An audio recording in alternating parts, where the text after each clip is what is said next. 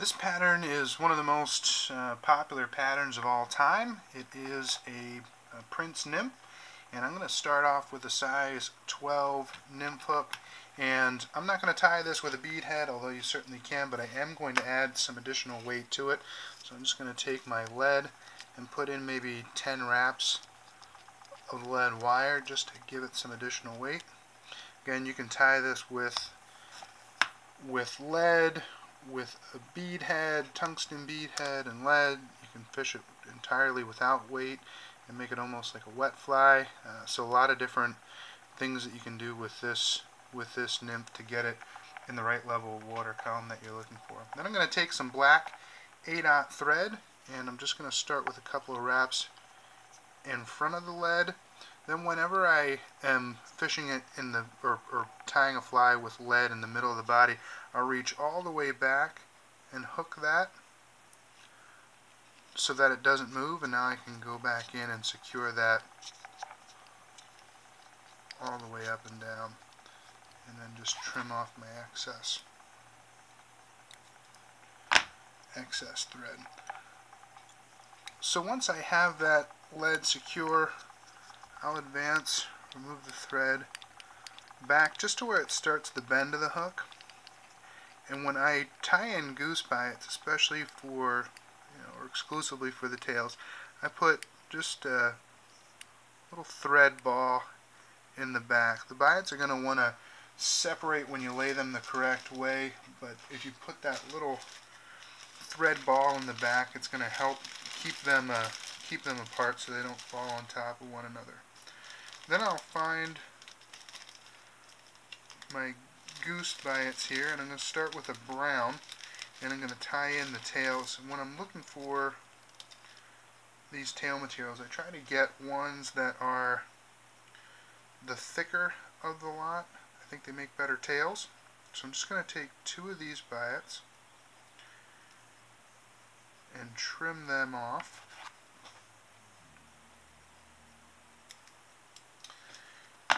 And when you take them off, they're going to want to lay. They're going to want to lay the same way. So you just separate them and put them back to back. And what will happen is they'll want to curve the opposite way of one another. You can tie these in one at a time. If you're comfortable, you can tie them in together.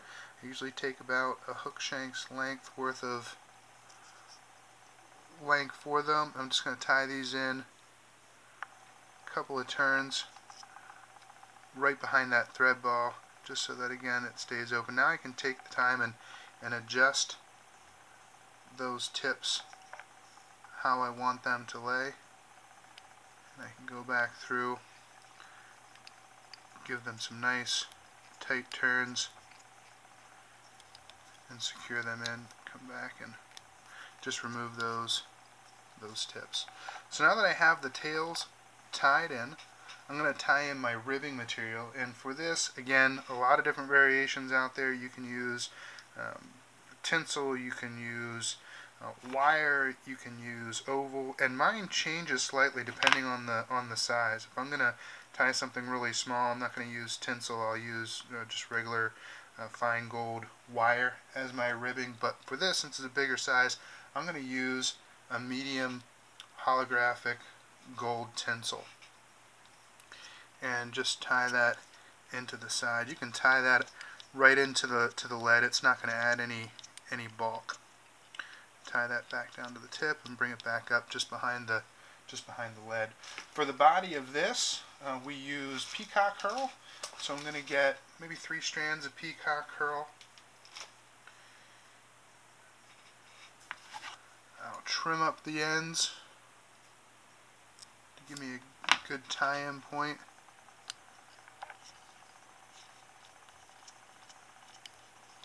And then just start to get those in there nice and secure. Alright, then I'm going to take just counterclockwise turns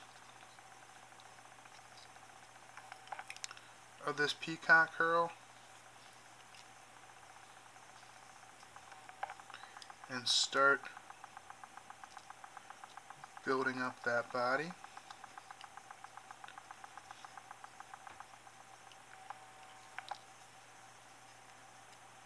I get to the top, I'm just going to wrap my thread around and then bring it up.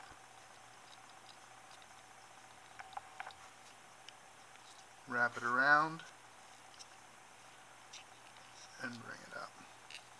And I can tie it back away from the eye on top of itself just to make sure that that's good and secure. And I can trim off the top. Now I can start to advance my ribbing through, and I just want to make nice even segments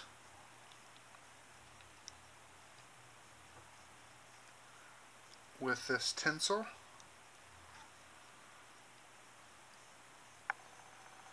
And I'll get up to the, hopefully it doesn't slip.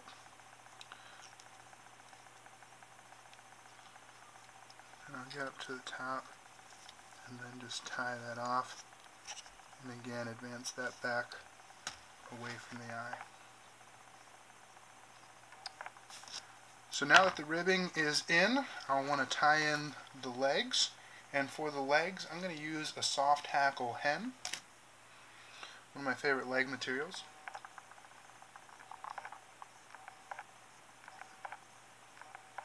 So I'll just take out a, and again you can see out there there's a ton of different ways to tie in legs. This is just what I use. I'll clean off the stem here.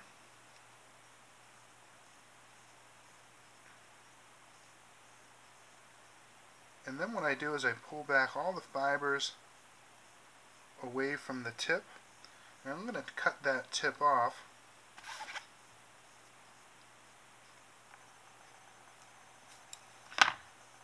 And then when I fold it back, it's going to create that natural void there, and that void is what I'm going to put over the hook.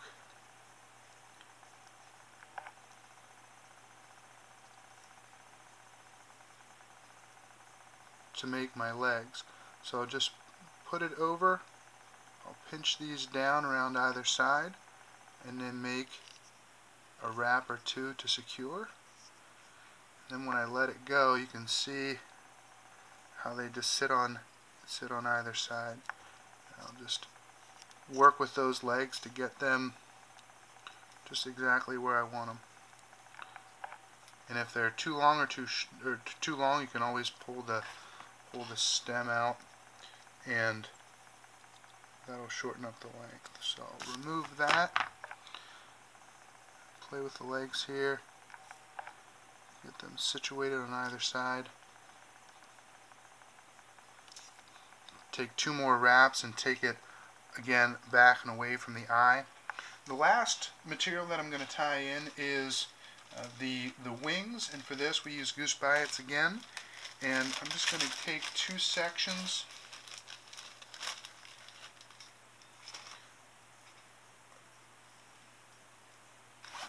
of white, clip those off, and now these you don't need to turn opposite ways. I'll keep them lying the same way, but what I will do is match the tips and just make a cross section there. Now what I want to do is where they cross is where I want to tie it in. My length, I want to bring it back almost to the end of the body, but before the tail. So I'll adjust my tips so that's how long they are. And I just want them to be just inside the legs. I'll set them on top, and I'll make a couple of wraps to secure them. And I'll start to get tighter wraps. I can pull up the front here. Now I can trim that off.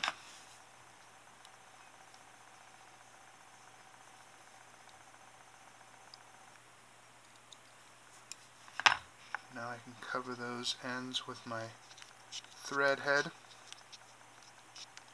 And once I have that built up, whip finish it.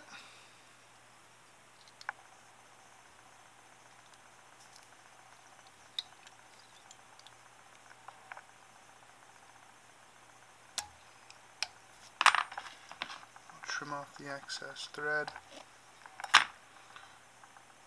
Maybe move my legs around. And then I'll put a dab of head cement on this just to bind everything together.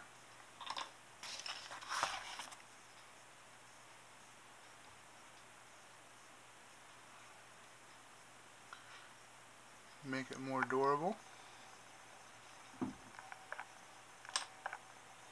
And again, if you look at a couple of these patterns, there's going to be a ton of different variations on how people tie them. This is the one that I like the most. That is Prince Nymph.